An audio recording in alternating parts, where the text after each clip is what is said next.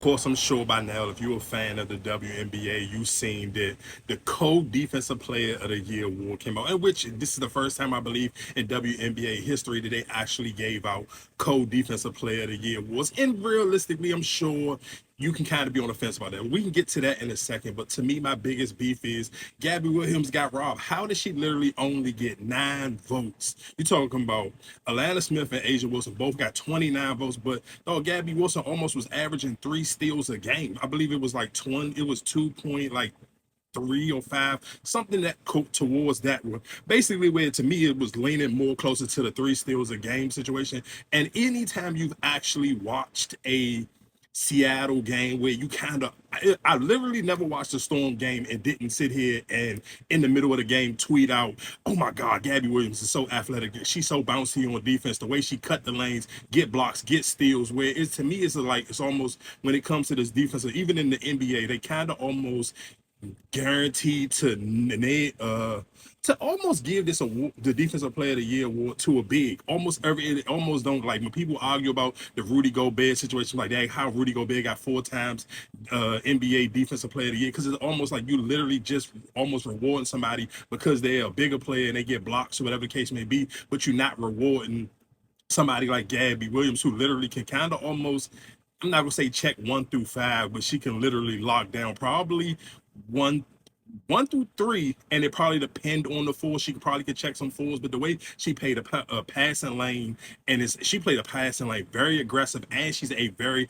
aggressive on-ball defender. And I do think that kind of goes into a conversation with, like, I don't want to sit here and shade Asia Wilson, but I remember, like, when I first started, like, because I'm a new WNBA fan, and I remember watching a lot of people say, man, all the reporters are kind of biased because they already all Aces fans. They already all love Asia Wilson, and it kind of sometimes, and not sit here not knocking her. Let's be clear: if you watch enough WNBA games or if you've seen enough Aces games, listen to what I'm saying. Asia Wilson will send your favorite players shot through the stands. That's cool.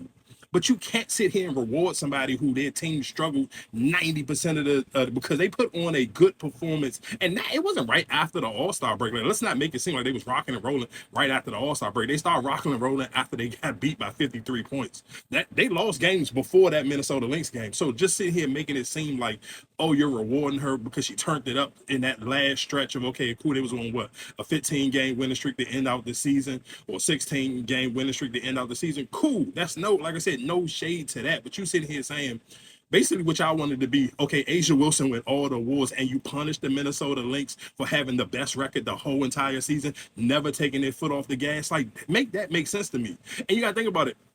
A lot of the Minnesota Lynx players' stats won't be super crazy because a lot of their games was blowouts. So they sitting the fourth and the third quarter. Think about how many people was complaining about, oh, Fee got injured because she sit here and still was playing in the fourth quarter in a 53-point blowout. So which one is it? Is it Uchiwali or is it one Mike? That's my only thing that kind of is so mind-boggling about this whole situation. It's like I said, no, you can't shade Asia Wilson. She's arguably the greatest woman basketball player of all time. You can argue that, but you can't sit here in this season and punish the whole Minnesota Lynx team for being a great team. Nobody's supposed to win no awards. You're supposed to be here and say, okay, cool, Asia gonna get the MVP, Ashley gonna get the defensive player of the year, and that team was struggling 70% of the season. Think about how people was talking during All-Star break about the Aces, and you sit here saying because they turned it around after they got smoked by 53, they still lost 2 other games to the Lynx this season. So that's my point of where it's like, it's kind of crazy, and it do make you sit here and wonder, is some of these reportings and the way these people vote,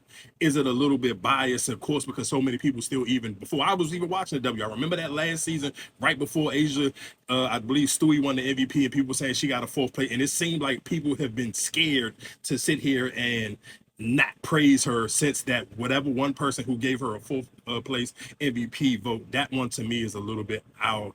It's crazy. I'm not gonna lie to you. But shout out to Alanna Smith. Shout out to Asia Wilson, co-MVPs. I'm not gonna lie to you. I just feel like Gabby Williams absolutely got robbed in disrespect just with the 9 votes. Like, how did she only get 9 votes? Do you know how crazy that sounds?